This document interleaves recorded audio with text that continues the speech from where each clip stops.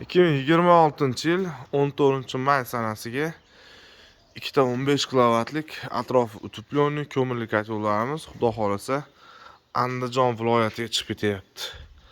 Zevur milliy ko'mirli kotellarimiz 150 kvadratli xonadonlar uchun mo'ljallangan. Tong saharda 7:30 da dastavka qilib beryapmiz. Shopir aka uyqusi kelsa barcha joy to'xtab uxlab olinglar. Sahar turmasdingiz, bugun turib olibsiz. Sifatiga alohida e'tibor berasizlar. Juda ham chiroyli qilib, sifatli qilib qilingan. O'zini komplektda ventilyator, termostat, hamma narsasi bor.